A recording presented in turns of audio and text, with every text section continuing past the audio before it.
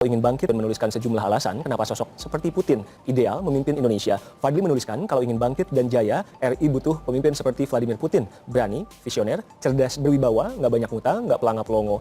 Putin ini adalah seorang pemimpin yang kita sama-sama tahu sudah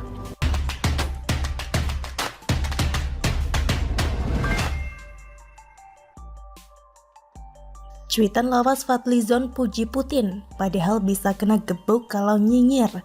Ditulis oleh X Hardy dari suar.com. Perang antara Rusia dan Ukraina semakin memanas dan tidak sedikit yang berpendapat jika eskalasi terus meluas, dikhawatirkan akan melebar hingga ke perang nuklir. Kalau perang nuklir beneran terjadi, ya sudahlah, kiamat akan tiba. Tapi saya tidak bahas itu, karena itu di luar kontrol. Apapun yang terjadi nanti, tidak ada yang bisa perbuat. Entah kenapa cuitan lawas Fadlizon muncul lagi di media massa. Sebelumnya Fadlizon mengatakan bahwa Presiden Jokowi adalah sosok yang bisa menengahi pertempuran antara negara Rusia dan Ukraina yang kini sedang panas. Tidak hanya mengatakan bahwa Jokowi mampu menengahi, bahkan Fadlizon meminta Jokowi untuk segera memainkan perannya. Saya setuju, hanya Pak Jokowi yang bisa menengahi perang Rusia-Ukraina. Ayo mainkan Pak, kata Fadlizon. Apakah ada di antara kalian yang merasa cuitan Fadli ini mengarah ke sindiran? Fadlizon adalah satu-satunya tukang nyinyir kelas kakap. Kalau dia terkesan memuji Jokowi, maka bisa jadi sebaliknya. Lagi pula selama ini Fadlizon kan tidak pernah mengkritik Prabowo, yang bisa diartikan sebagai pujian secara tidak langsung. Kenapa tidak suruh Prabowo menengahi saja? Prabowo adalah Menhan, atau takut kena tegur lagi?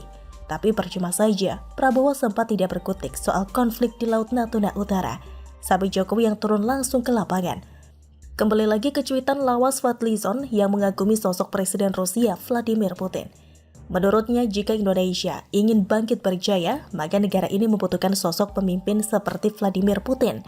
Dalam cuitan lawas tersebut, Fadlizon memuji-muji Putin sebagai sosok yang berani, visioner, cerdas, serta berwibawa. Kalau ingin bangkit dan jaya, RI butuh pemimpin seperti Vladimir Putin, berani, visioner, cerdas, berwibawa, gak banyak ngutang, gak pelongo-pelongo, katanya. Cuitan lawas tersebut diunggah pada 30 Maret 2018. Apa alasan Fadli membuat cuitan ini? Saya tidak ingat lagi. Yang jelas ini nadanya menyindir, yang artinya bagi dia Jokowi tidak cukup baik ketimbang Vladimir Putin. Bagi Fadli hanya Prabowo yang best of the best. Soal Putin, saya akui dia pemimpin yang tegas dan tidak main-main kalau sudah menyangkut keamanan dan kedaulatan negara. Kalau kalian paham latar belakang konflik Rusia dan Ukraina hingga berujung invasi, ini terkait dengan Rusia yang keamanan negaranya sangat terancam. Tapi setiap kepala negara pasti ada kelebihan dan kekurangannya. Kalau Fadlizon, bukan hal yang mengherankan lagi kalau dia suka nyinyir. Namanya oposisi yang begitu kerjaannya. Kalau memuji, bukan oposisi namanya. Saya hanya bisa tertawa dengan cuitan kelas teri tidak bermutu seperti di atas. Muji Putin, justru kalau Putin jadi Presiden RI, Fadlizon bakal dikepuk habis-habisan karena mulutnya tidak bisa direm. Di sini mah enak, Presiden bisa dikafir-kafirkan, dimaki, dihina, dikatai dengan berbagai sebutan hina dan lain-lain. Paling banter dilaporkan dan pelaku ditangkap lalu dipenjara. Dalam beberapa kasus, bisa diselesaikan dengan materai dan air mata penyesalan. Coba kalau Putin dimaki-maki dan dihina, yakinlah pelaku minimal bakal terkencing di celana. Badan gemetar seolah tidak pakai baju di musim salju. Yang model Fadlizon minimal kena gebuk. Setelah kena gebuk baru deh. Teriak Presiden zalim, otoriter, mengekang kebebasan berpendapat, jahat dan lain-lain. Ngomong kadang tidak berpikir dulu, seenaknya ngomong tapi kelihatan konyol. Kalau Jokowi tegas, pasti Fadlizon yang bakal jadi orang pertama yang tetap nyinyir. Jokowi mungkin bakal dibilang banyak gaya, pencitraan, keterlaluan, jahat pada rakyat dan lain-lain. Kalau lembek, Jokowi bakal dibilang pelin-pelan dan tidak tegas.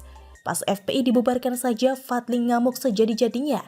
Pemerintah disebut melakukan praktik otoritarianisme dan bahkan penghabisan nyawa terhadap demokrasi. Dan bahkan pelenyapan terhadap demokrasi. Padahal pemerintah tegas terhadap kelompok intoleran, tapi dibilang otoriter. Kalau mau jantan, harusnya Fadlizon pindah saja ke Rusia. Ngefans sama Putin kan? Silakan pindah saja, gak ada yang melarang, minimal berkurang satu tukang nyinyir. Dan kalau bisa, bertingkahlah kayak di sini.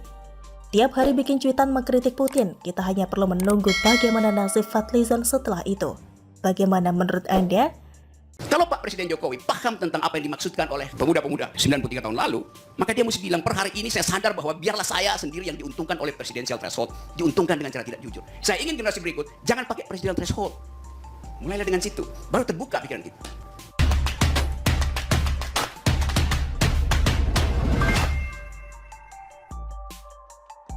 Ketahuan, ternyata Rocky Gerung ikutan mau nyapres, pernah punya partai, ditulis oleh X Hardy dari suar.com.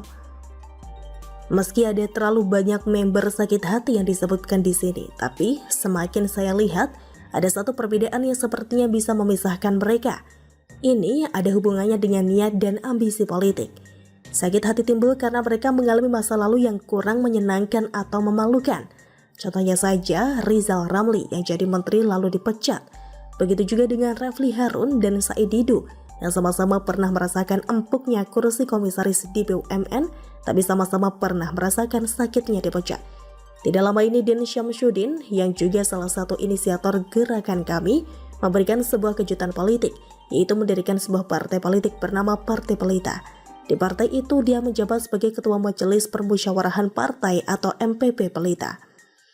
Bagaimana dengan Rizal Ramli? Dia juga sangat bernafsu jadi presiden. Ini kelihatan jelas dari gerak-gerik dan ucapan yang terlalu bombastis.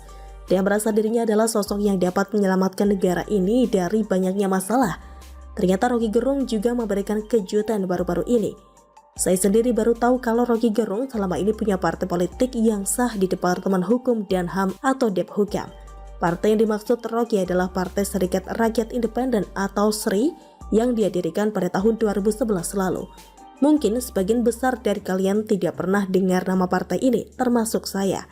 Partai ini sempat menghilang di telan bumi karena gagal lolos verifikasi pemilu pada tahun 2014. Baru saat ini Rocky Gerung menyatakan akan mencalonkan diri jadi presiden jika Partai SRI yang dia dirikan bangkit kembali. Karena itu saya dorong 0% supaya nanti bisa ikut pemilu dan pasti calon pertama saya yang jadi presiden adalah saya sendiri, katanya. Coba lihat kelompok sebelah, meski punya persamaan jadi tukang nyinyir, mereka punya perbedaan yaitu mau berkuasa, dan ini yang bikin mereka tidak bisa sejalan. Rizal Ramli mau jadi presiden, Din Syamsuddin juga jelas kepingin jadi pemimpin, dan ini terlihat dari berdirinya Partai Pelita. Sekarang Rocky Gerung juga ikut-ikutan mau jadi presiden. Makanya wajar mereka ini disebut sakit hati. Ini semua hanya masalah jabatan atau kekuasaan yang sebenarnya diidamkan tapi ternyata lepas dari genggaman. Mereka tidak rela, makanya kesal dan berakibat sakit hati. Jadilah mereka seperti saat ini, suka nyinyir dan merepet tak jelas. Dari